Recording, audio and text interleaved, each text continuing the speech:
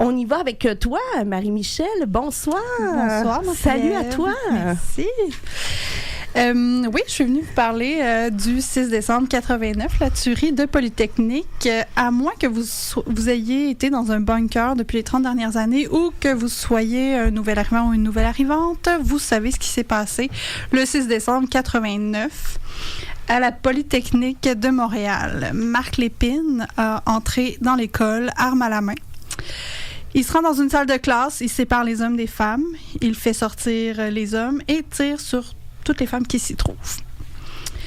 Il a poursuivi sa course meurtrière à travers la cafétéria, les couloirs de l'école, ne ciblant que les femmes.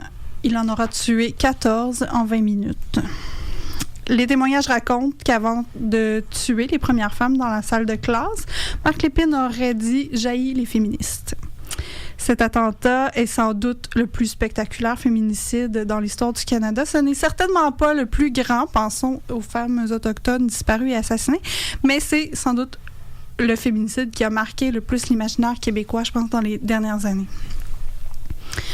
On dit que tout le monde se souvient où il était, qu'est-ce qu'il faisait le soir du 6 décembre 89. Moi, j'avais 7 ans à l'époque.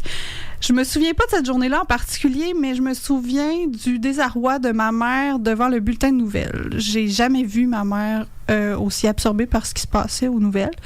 Je me souviens de lui avoir demandé ce qui s'était passé, pourquoi il y avait plein d'images d'ambulances, de policiers, des femmes sur des civières à la télé.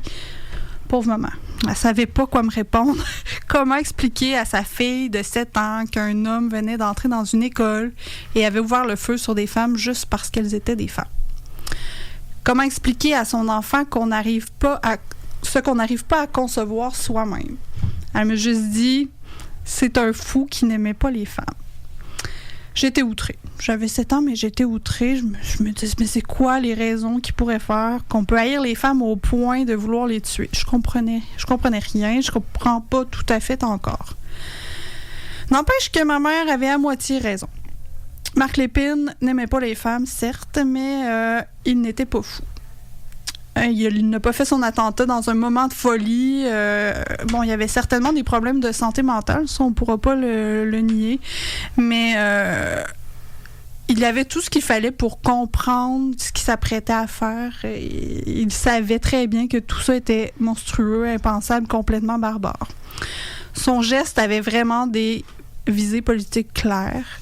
Il l'a dit lui-même dans sa lettre de suicide. « J'ai décidé d'envoyer ad patres les féministes qui m'ont toujours gâché la vie. » Pourtant, les médias de l'époque ont été bien habiles pour passer sous silence les visées antiféministes de Marc Lépine, pour respecter le deuil des familles, disaient certains, d'autres pour éviter de nourrir la division de la société québécoise au sujet de la domination masculine ou le patriarcat.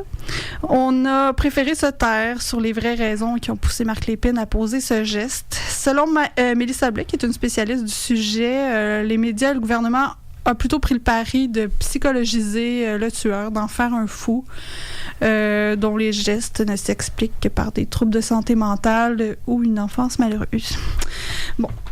Là, je vous ai fait un topo rapide de ce qui s'était passé, mais en préparant ma chronique, j'ai eu envie de savoir quel est l'héritage de Polytechnique sur notre société d'aujourd'hui. 30 ans plus tard, quelles sont les conséquences de cet attentat sur nos vies? Mais pour répondre à la question, je me suis d'abord interrogée sur ma propre expérience de militante féministe. C'est indéniable que chaque fois qu'on se retrouve dans une manif, un colloque, une table ronde féministe, on a une pensée accompagnée d'un frisson. On se dit, si un Marc Lépine en puissance profitait du fait qu'on est plein de femmes dans un même lieu pour se faire un remake de Polytechnique. Moi, en tout cas, ça me fait froid dans le dos à chaque fois. Bon, ça dure une seconde, puis après ça, je me dis, il faut le faire quand même, on n'a pas le choix. Mais je sais pas si vous y pensez aussi, les filles, mais en tout cas, moi, ça me traverse l'esprit à chaque fois. Je pense que cette peur-là découle directement d'événements troubles comme celui-là. Un geste posé aussi extraordinaire, ça a pour but d'instaurer un climat de peur très extrême. Marc Lépine a renouvelé la peur des femmes de prendre la parole, de se dire féministe tout haut, de dénoncer les choses. Si aujourd'hui on ne se prive plus plus d'organiser des événements féministes, on peut se dire que c'était vraiment moins évident au lendemain du 6 décembre 89.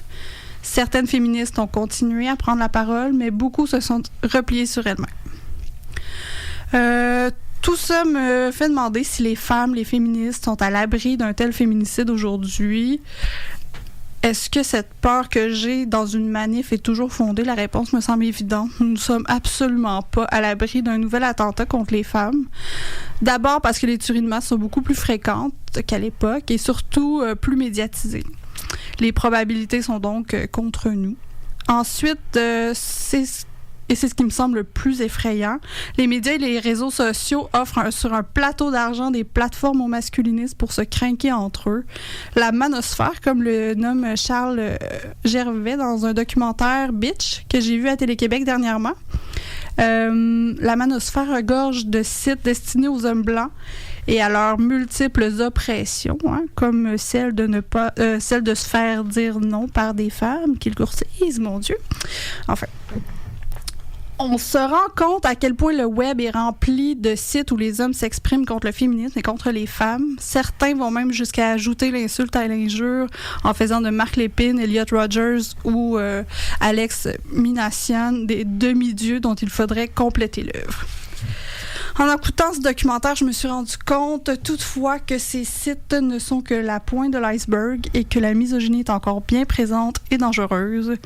Tout ça me fait pas mal capoté et j'avoue que je sais pas comment finir cette chronique. Je dirais donc simplement que oui, les commémorations d'actes de violence comme celui de Polytechnique ou comme celui de l'attentat à la mosquée de Québec sont nécessaires pour qu'on continue à réfléchir à ces enjeux et pour qu'on enseigne à nos enfants à être de bons humains. Voilà. Merci de mettre le ton pour cette soirée. Je pense qu'on est à la veille du 6 décembre. On a un devoir de commémoration, on a un devoir d'action. Depuis 30 ans, on parle des violences faites aux femmes et il y a encore des violences qui sont invisibilisées encore aujourd'hui, entre autres pour les femmes ou les personnes qui sont plus marginalisées. Donc, c'est dans cet esprit-là que nous partirons peut-être en musique